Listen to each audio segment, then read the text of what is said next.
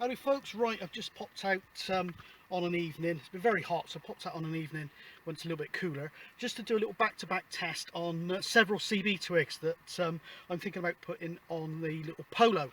So at the moment I've got the little mini Springer on the roof, and I want to compare that with the 2-foot Super Flexi for my sort of normal sort of day-to-day driving antenna for sort of car convoys and short distance.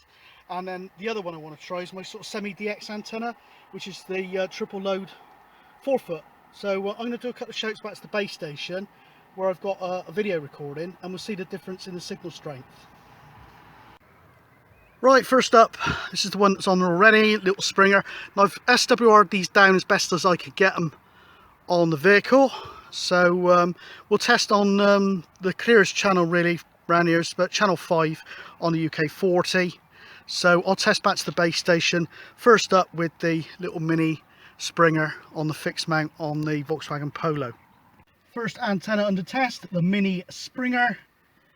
1 2 3 4 5 5 4 3 2 1. 1 2 3 4 5 5 4 3 2 1. First antenna under test, the mini Springer. 1 2 3 4 5 5 4 3 2 1. 1 2 3 4 5 5 4 3 2 1.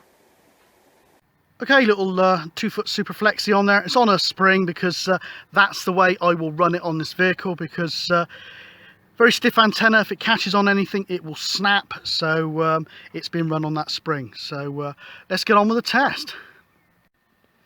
Okay, second antenna under test. The first one was the mini Springer. This one is the 2-foot Super Flexi. 1 2 3 4 5 5 4 3 2 1. 1 2 3 4 5 5 4 3 2 1. Okay, second antenna under test. The first one was the mini Springer. This one is the 2-foot Super Flexi. 1 2 3 4 5 5 4 3 2 1. 1 2 3 4 5 5 4 3 2 1. Okay, third antenna. This would be the sort of static mobile effort, and it's the triple load 4-foot. I think this is the Thunder Pole version. There is a Solarcom version as well, I think now discontinued. So this would be the sort of static mobile. You could drive it with this as long as you were sure, absolutely sure you were not going to catch any overhead sort of branches or anything, because it would snap off or cause a fair bit of damage to the vehicle. But let's see what sort of signal it puts back to the base. Alright, triple load under test. 1 2 3 4 5 5 4 3 2 1. 1 2 3 4 5 5 4 3 2 1. Right, triple load under test. 1 2 3 4 5 5 4 3 2 1. 1 2 3 4 5 5 4 3 2 1.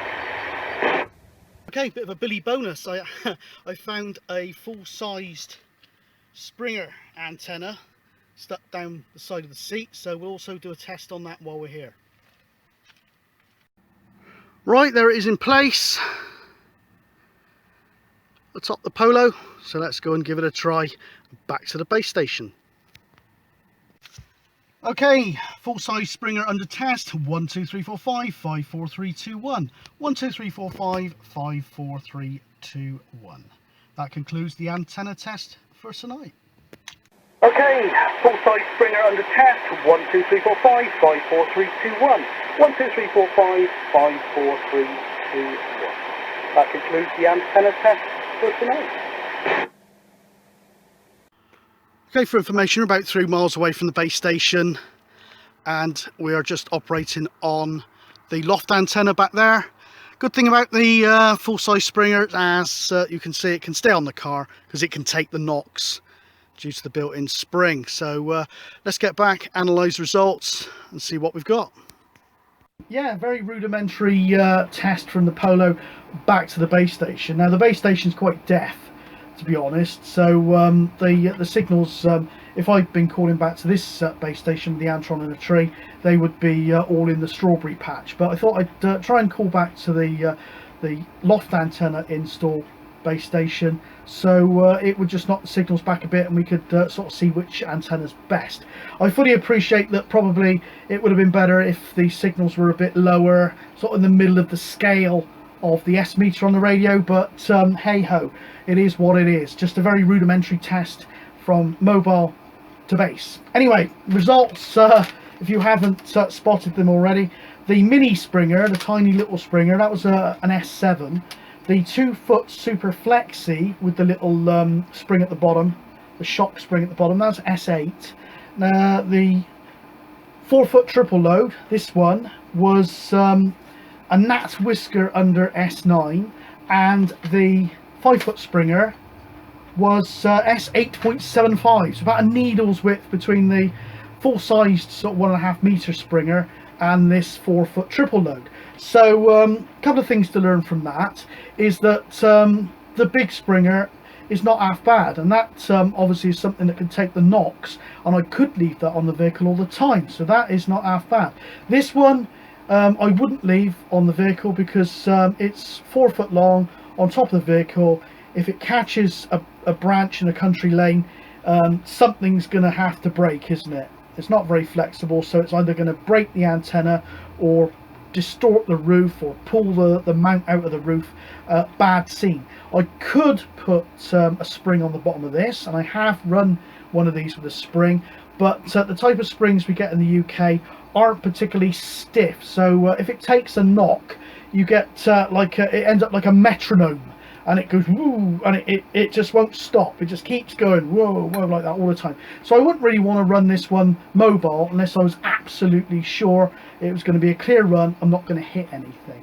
So at the moment that one is winning as far as the sort of go up on the top of a hill, screw an antenna in and join the net type antenna, and I will now sort of put this one into the next round against some of the big boys. And I've also got a new antenna that's arrived, and I will be pitching this one up against that one in the next round, so to speak. So keep an eye on that, and I'll also be doing another type of antenna comparison on my Toyota RAV4, because I want to decide what antennas to run on that one, and there'd be more from the Bermuda Triangle of antennas to try on that one. So that's all worth looking out for. But there we go. I have to say it does sort of illustrate somewhat that this 4-foot top-loaded antenna is working as well as a 5-foot base-loaded antenna. So I always say that these top-loader type antennas do punch above their weight. They are very forgiving with sort of limited ground plane situations, and they do tend to radiate from the top more, and hence that this one actually beat a longer antenna. But that being said, that big Springer wasn't half bad. Some people say that the problem with Springers is when they bend, the coil actually shorts itself out, and obviously your SWR is actually sky high. On the bigger Springers, the coil is much wider, and there's no way that that can actually happen. The only real problem with those is because they're quite flexible, they can start really sort of wafting around and going all over the place, and when you're talking to somebody, if they're any sort of distance away, your signal will be up and down all over the place as your antenna sort of changes polarization versus probably the vertical that they're using at the other end. So yeah, but they're tough antennas, and I could run that 5-foot Springer on the vehicle all the time. It would hit stuff, but it certainly wouldn't break, and it certainly wouldn't damage the car. But as it stands, this is the current favourite for the sort of static mobile type of thing that I was looking for, and I will run the 2-foot Super Flexi as the day-to-day antenna. Okay, hope you enjoyed that, and watch out for the next round. Catch you soon.